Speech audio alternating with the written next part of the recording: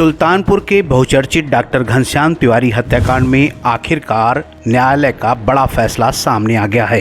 इस सनसनीखेज मामले में एडीजे प्रथम संध्या तिवारी की अदालत ने मुख्य आरोपी अजय नारायण सिंह और दीपक सिंह को दोषी करार देते हुए उम्र कैद की सजा सुनाई है।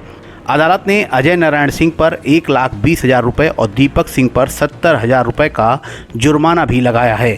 फैसला सुनते ही कोर्ट रूम में सन्नाटा छा गया और दोनों दोषियों को तत्काल हिरासत में लेकर जेल भेज दिया गया है।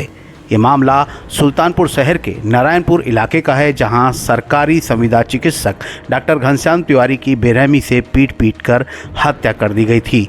इस घटना ने पूरे जिले को झकझोर कर रख दिया था और लंबे समय तक ये मामला चर्चा में बना रहा। मुकदमे के दौरान 2 अन्य आरोपियों की मौत भी हो चुकी थी, जिससे केस और जटिल हो गया था। बावजूद इसके अदालत ने उपलब्ध साक्ष्यों के आधार पर मुख्य आरोपियों को दोषी ठहराते हुए सख्त सजा सुनाई। फाइनल बहस हुई।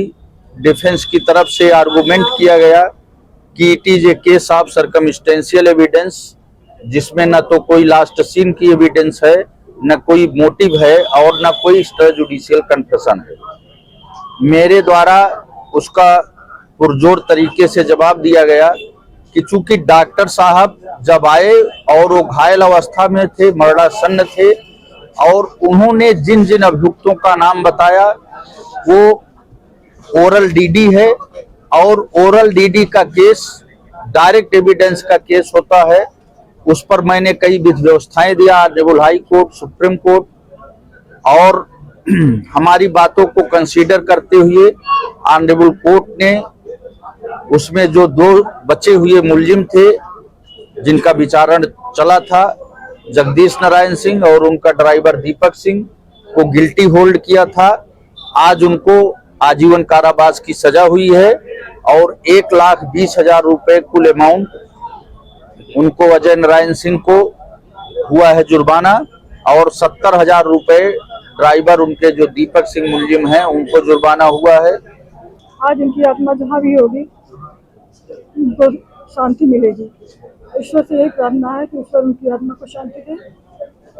और इस फैसले को लेकर मेरे दिल में खुशी है ना, वो बस एक सहानुभूति। मैंने अपने पति के लिए इतना जो सोचा था वो हो पाया, और क्योंकि मुझे न्याय व्यवस्था पर भरोसा था, न्याय व्यवस्था और कानून के लोगों ने मुझे सहयोग किया, यहाँ तक कि प्रशासन के लोगों ने भी। और मेरा भाग्य कहिए या सौभाग्य कि मैं ऐसे लोगों से मिली जिन्होंने मेरा इतने शुभचिंतक और मित्रगण कहिए, भाई बंधु, जिन्होंने मेरे हर पक्ष से सहयोग किया। और स्पेशली जो कानून व्यवस्था में बैठे लोग हैं, पीठासीन अधिकारी से लेकर सभी ने मेरी हर मदद की और निष्पक्ष न्याय किया। साक्ष्य के तौर पर जो मृतक था उसका लाश का पोस्टमार्टम 3 डॉक्टरों के पैनल द्वारा किया गया, और डॉक्टर ने अदालत में बयान दिया है कि मृतक की मौत चोटों से हुई ही नहीं। तो जब एक ऑनोथ डॉक्टर का स्टेटमेंट है कि मृतक की मौत चोटों से नहीं हुई, तो ऐसे में 302 में कन्विक्शन जो है मैं बहुत ही अनफॉर्चुनेट मानता हूं। मेरा मानना है कि ये एक केवल मीडिया ट्रायल है और अपील से सभी मुल्जिमान दोषमुक्त हो जाएंगे।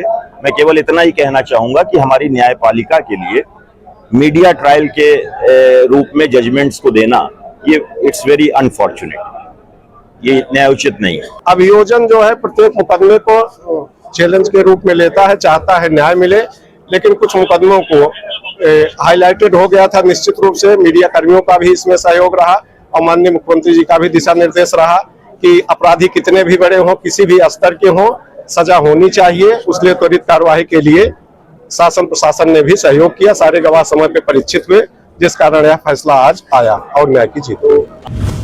इस फैसले को न सिर्फ पीड़ित परिवार के लिए राहत के रूप में देखा जा रहा है, बल्कि ये संदेश भी गया कि गंभीर अपराधों में कानून अंततः अपना काम करता है और दोषियों को सजा मिलकर रहती है। सुल्तानपुर से नाव 44 के लिए सरफराज अहमद की रिपोर्ट।